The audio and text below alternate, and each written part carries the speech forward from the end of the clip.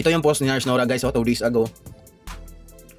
So ang post niya is, super busy lang kaya walang upload. Yung number 1 basher ko, sabi ang dami ko daw bashers. I like bashers kasi bashers will give me topic to discuss. Second, bashing shows how stupid or interesting a person is. Wala pa ako time, but I'm not afraid of people bashing me. I stand by my own reactions, my opinions and beliefs. I do not see things to be popular or to be liked. I see things as to what I see or hear. Also, YouTube is not my income. If may kita ako sa YouTube, I give the money to help the poor. Kayo mga bashers, nakatulong ba kayo sa mahihirap? May mga pinapaaral ba kayo na hindi niyo kamag-anak? So ayun, nandito ako sa YouTube channel ni Nars Nora dahil yung video na ginawa ko kagabi is tungkol doon sa video ni Dongs TV. Kasi doon sa video ni Dongs TV, marami talagang sumang-ayon sa kanya sa mga pinagsasabi niya. So dahil doon, ang resulta is nagkaroon ng bashers si Nars Nora kasi ayun nga, si Nars Nora naman talaga yung nag-mention sa pangalan ni Dongs TV doon sa live niya, no? Si Sir Paul walang minention or tinutukoy na tao. Mayroon tinutukoy pero hindi minention yung pangalan.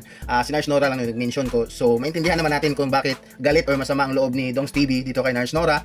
At maraming sumang-ayon kay Dongs TV. Talagang yung comment section ni Dongs TV doon sa video na is positive lang talaga. Halos lahat sumang-ayon sa kanya. Parang wala akong nakikitang negative patungkol sa kanya. So doon sa comment section, grabe yung may mga nagbabash talaga kay Nars Nora, no? So ano lang daw, kuda lang daw ng kuda, nag-live agad, no? Kahit wala naman doon sa pinangyarihan talaga, no? So dito, akala ko wala pang race back or sagot si Nars Nora doon sa pinagsasabi ni Dongs TV, pero meron na pala. Kaso hindi video guys, no? Sa mga hindi nakakita, visit niyo lang ang kanyang YouTube channel dito sa community. Click niyo itong community. So hindi video. Kasi last upload niya 10 days ago at yung live niya, so syempre dito niya mention si Dongs TV 6 days ago pa, no? So pero sumagot na pala siya, no? Pero post lang, hindi talaga sagot na yung sinasabi niya lahat, yung ano niya, nagpahiwatig lang siya dito na busy siya kaya hindi siya nakagawa ng video or wala siyang upload, no? So ito yung post ni Nars Nora guys, 2 days ago. So ang post niya is, super busy lang kaya walang upload. Yung number 1 basher ko, sabi ang dami ko daw bashers. I like bashers kasi bashers will give me topic to discuss. Second, bashing shows how stupid or interesting a person is. Wala pa ako time, but I'm not afraid of people bashing me. I stand by my own reactions, my opinions and beliefs. I do not see things to be popular or to be liked. I see things as to what I see or hear. Also, YouTube is not my income. If may kita ako sa YouTube, I give the money to help the poor. Kayo mga bashers, nakatulong ba kayo sa mahihirap? May mga pinapaaral ba kayo na hindi niyo kamag-anak? So ayan, no? So maganda tong ni Nars Nora, yung niya picture niya, yung pagka-edit ba. Mayroon dito fake, cringe, no? Fake people dito, fake, cringe. Okay, paano ba? Attention seeker. Who do you think you are? Stop, bash me all you want. Kumbaga ito yung bashers na sa likod niya. Kumbaga ito yung mga bashers. So ito yung pinagsasabi patungkol sa kanya, no? Sinabihan siya ng fake, cringe, attention seeker. Who do you think you are? Stop. Si Nars Nora, bash me all you want. So tingnan natin dito sa comment.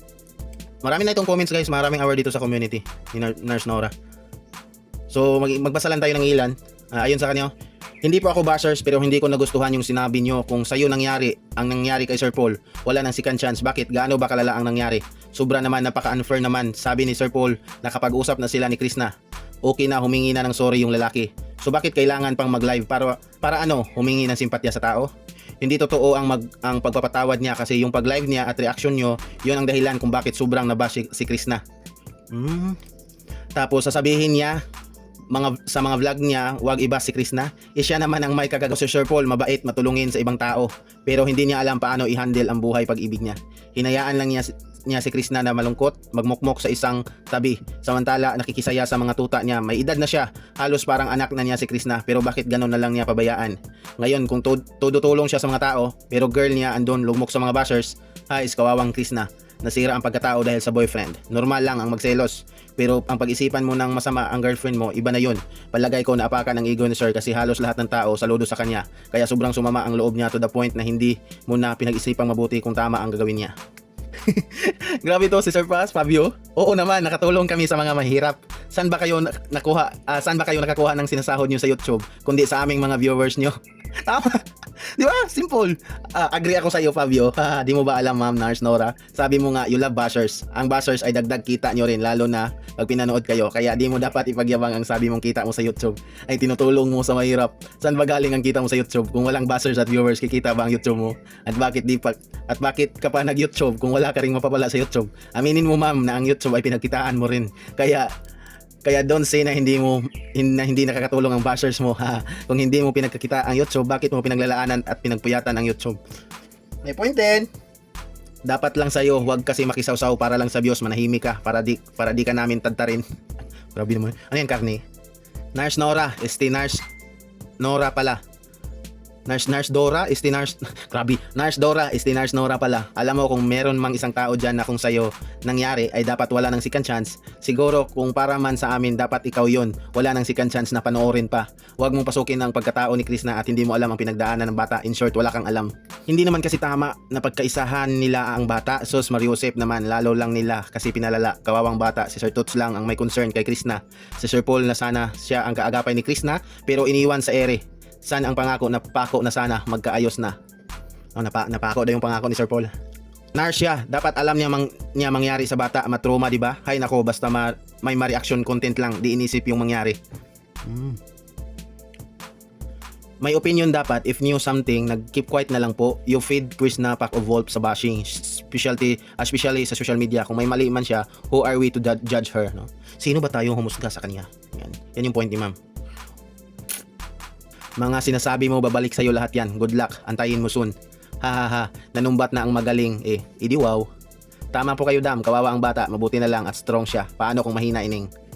Ito yung nagre-reaksyon na no chance daw. Idi wow, sa ginawa nyo sa bata, parang pinako nyo sa krus Hindi na kayo naawa sa bata, parehas lang kayo ni PB, Pugong Bihero, at ibang team ng PB. Buti pa yung isa, inalalayan yung bata, samantalang kayo ewan. So napansin ko talaga kadalasan sa comment patungkol sa issue na ito is si Sir Toots daw yung talagang nakitaan ng concern, may concern kay Krishna, no? May umalalay kay Krishna. So si Dongs TV din sa video ni Sir Dongs TV is talagang concerned din siya sa mga Krishna kay Krishna. Talagang nabahala talaga siya sa mga bashers kay Krishna dahil sa bashers, no?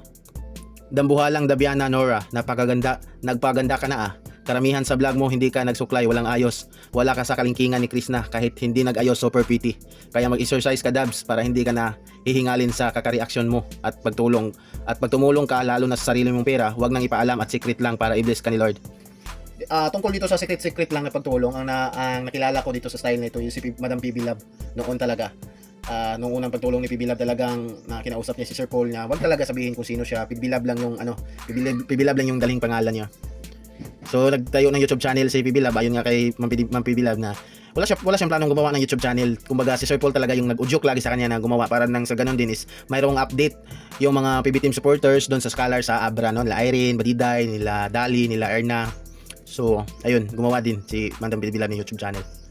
Spread love lang po, lahat naman tayo mga viewers, kahit ikaw din Nars Nora, walang nakakaalam ng totoong nangyari kung hindi natin nakita ng ating mismong mata. Kaya sana bago tayo mag-reaction, alamin muna at pag-isipan ng mabuti kung ano yung sasabihin natin.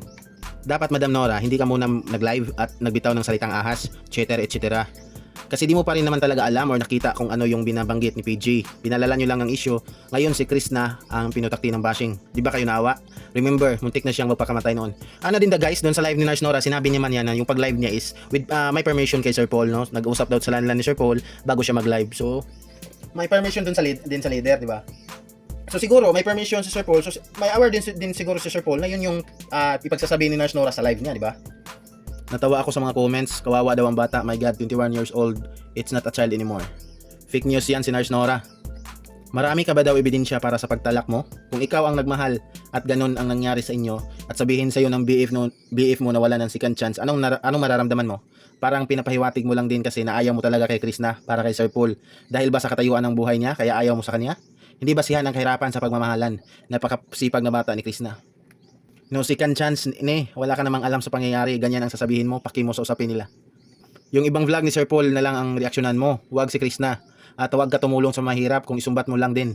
Pag one-sided po, parang mukhang matapobre ka ma'am, one-sided ka. Parang nanggatong ka sa isyo, parang knows everything ka pa. Papapil ka ni Sir Paul. Masasabi ko lang, deserve mo na mabash din. Busy or pinagsabihan na wag na muna mag-reaction about Chris Pao. Yan tayo madaling maghusga, no? So sabi niyo dito na busy ba? Totoong busy kaya o pinagsabihan nila ni ng PB team or ni Sir Paul, si Nars Nora na wag munang reaction ulit about sa Chris Pao kasi baka lalong lumala, di ba? Paano pag na-trauma yon, nagpakamatay, anong gagawin dahil sobra ng pinagsasabi mo Parang hindi ka tao, parang halimaw ka na, hindi porkit nakatulong ka, maging mayabang ka na. Parang nakita mo na nakipagsiping. Na parang kriminal na ang pinagsasabi mo, na wala ng second chance, na para bang tingin mo sa sarili mo, Diyos ka na dahil sasabi mo na nakatulong ka. Ganyan ba kayo mga mayaman? Madali lang sa inyo manghusga? Sa mahirap kapag makapagsabi na masasakit na salita na parang bang hawak mo ang buhay ng isang tao? Siguro kasabwat lang sa pag-prank si Nars Nora, no? Reactor na, basher ka din. Opo, nakatulong din po kami sa mahirap na hindi nahingi ng tulong sa ibang tao. Kailangan yung banggitin na nagpapaaral kayo ng ibang tao at nakatulong. Sorry po ulit. Bakit? Sino ka ba, Nars? Mga walay buot. Mabuti pa si Dong sa iyo, Nars. Din yon, pero maayos magpaliwanag. Panoorin ko yung latest vlog tungkol sa isyo. Napakatabang mong magsalita, parang ipinako mo na si Chris na sa krus. Pinagyayabang mo na nakatulong ka. Di salamat, pero kung tutulong ka, huwag mong ipagyabang mo lang ngayon. Huwag mong pakialaman si Chris na ang idol mo na lang na si Pugong Bihero. Chinismis din kasi ni Sir Paul sa ibang tao ang personal nilang problem ni Chris na. Kaya yon, bugbog sa bashing tuloy yung isa. Nakaka-turn off yung lalaki ka tapos chismis mo sa iba personal problem nyo. Nakakatulong ka nga sa mga mahihirap na walang kakayahan mag-aral, nakasira ka naman ang buhay ng iba. Mag-reaction ka na lang sa ibang part ng video ng PB Team, hayaan mo na si Chris na. Hindi ka naman inaano dyan, tahimik na yung tao. Dapat ikaw na lang ipako sa cross, hindi si Chris na. Ma'am Nars Nora, alam ko kasi may nakita ako sa vlog ni Madam Yola na hagip sa kanyang kamera at na-shock ako sa ginawa ni girl. Hindi ko na i-detalye ang lahat, alam ko at the time nakaharap si Sir Paul, nag-video, siguro nasaktan din siya sa nakita niya. Ako nga napansin ko si Sir Paul pa kaya kahit i-bash nyo, ako wala akong pakialam kasi yon ang nakita ko na hagip sa kamera ni Madam Yola. Ay, na-curious tuloy ako dito sa comment na to. Guys, no? Saan kaya dun sa vlog ni Madam Yola? Kasi para kayong Punso Pilato ni Paul na naghugas ng kamay para ipako si Chris na sa krus. May nabasa ako doon sa upload ni Sir Dong, impacta ka raw. Check mo doon, nagkomento pa ako sa bashers. Kahiyang mga ugali sa Sokmed, ang galing magbash. Oh, ito, nabasa ko din yun kabagabi, nasa video ko, no, yung comments, yung isa sa mga comment doon sa vlog ni Sir Dong TV. Talagang may nag-ano kay Nars Nora, sinabihan ng impacta daw, no. Pakialamera ka noon pa, mangligaw pa sa Sir Paul, nagbida ka na, manahimik ka na lang kaya. Siguro kumpiyansa lang kaayo si Chris na kasi itinuring niya ang lahat ng mga kuya lang niya. Akala niya okay lang yun sa kanya. Syempre kumpiyansa lang siya kasi jowa niya ang founder ng PB Team. Yun pala binigyan ng kahulugan at pakikitungo niya sa mga kuya niya, minamasama. Bakit saan ka kumukuha ng tinuring mo sa mga Bakit saan ka kumuha ng tinulong mo sa mga katutubo sa bundok? 'Di ba sa amin din ng mga viewers mo? At mabuti pinakita mo natural mong ugali. Ikaw ang user about side. Buti na lang na napanood namin vlog ni Sir Toots TV. Sinabi niya ng tanging kasalanan lang ni Chris na ay nagtiwala. Ikaw, anong ginawa mo? Husgahan mo agad si Chris na. Sabi mo pa, kung ikaw tanungin, dapat mabigyan ng second chance. Sabi hindi. At sino ka ba magsabi sa ganyan? Sa asal mo, wala ka rin kasing bobo. Alam nyo ba daw kung ano ang ginawa ni Chris na nung pagdating niya sa lola niya? Umiyak daw ng umiyak at sumisigaw na sana matulog ako na hindi ako magising. Sobra nila ako pinahiya, sabi daw niya. Ang sakit, di ba? Tapos wala man lang umalalay sa kanya sa mga tinuturing niyang mga kuya. So grabe, no? So umiyak daw pala si Chris na, guys, pagka-uwi noon, no? Galing Mindoro at sigaw ng sigaw na sana hindi na daw siya magising sa pagtulog niya. So may history na kasi ito, may nabasa ako sa comment, may history na daw to si Chris na ano, sinabi daw sa isang video, sinabi daw ni Chris na nga muntik na daw siyang tumalon sa isang mall noon dahil sa dami ng problema. Oh, tama ba ako, guys? Ala, kawawa naman talaga po ba? Naawa ako kay Chris na. Ako nanay, na sobra akong nasaktan. Kawawa naman yung bata. Oo nga, akala ni Sir Paul okay lang kasi tango lang si Chris na. Oo na lang ng oo. Siyempre may damdamin yan kahit nakita natin na masayahin, maingay, magaslaw. Pero kabaliktaran yan, yan ang mga taong malalim ang emosyon. Hindi tama, guys. Sangayon talaga ako dito. Yung mga katulad ni Chris na ano, magaslaw, yung walang galaw-gaw na talagang sobrang maingay, talagang enjoy, talagang yung sobrang vibes, no? Yung masayahin, yung gano'n, yan talaga yun sila, yung tinatagong malalim yung emosyon ba. Kung kumbaga grabe, kung nalulungkot sila, grabe yung pag sobrang lalim ng kalungkutan nila. Parang ang tagal maging okay. Hindi na niyang ninais i-depend ang sarili, kaya mas dumami ang subscriber niya, nagtaasan ang mga views. Ako nasaktan din sa salitang cheating, di ko na alam, tinapos panoorin ganun. Dapat mabasa niya ito para magkaroon siya ng konsensya sa katawan. Mabasa daw ni Nars Nora itong comment na ito na umiyak daw si Chris na dun sa pag-uwi, no? Diyos ko, naiyak naman ako dito. Naalala ko yung anak ni Team Atinsa, masayahing bata. Ayun, baka ano tayo dito. Alam naman natin kung ano yung nangyayari sa anak ni Team Atinsa, no? Alam nyo, minsan lang sinasabi ni Chris na, ayun nga, ito yung sinasabi ko kanina. Muntik na siyang tumalon. So tama nga, no?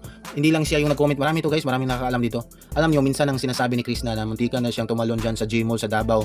Sa dami niyang problema. Sinabi niya ito kay Madam, yung binalikan niya yung mall. Ito yung papunta sila sa Rojas Market, Davao. Lahat ng PB Team para mag-celebrate sila kasi nagpaalam na si Bibi sa magulang ni Chris na. Who is your source, no? May nagtanong dito kung sino daw yung source nitong nag-comment na ayun nga, umiyak daw si Chris na pagdating ng bahay. So may reply naman, baka kapitbahay o kamag-anak, kapamilya, kaibigan na malapit sa kanyang lola. Kawawang bata, nakaranas ng matinding sakit ng kalooban dahil ang BF niya mismo ang nagpost sa social media. Kaya pinagfistahan ng mga ingitirang bashers at lalong hinusgahan ng reactionist na si Nora na nag-cheating daw si Chris na. Unfair ka, Nars Nora, kay Chris na.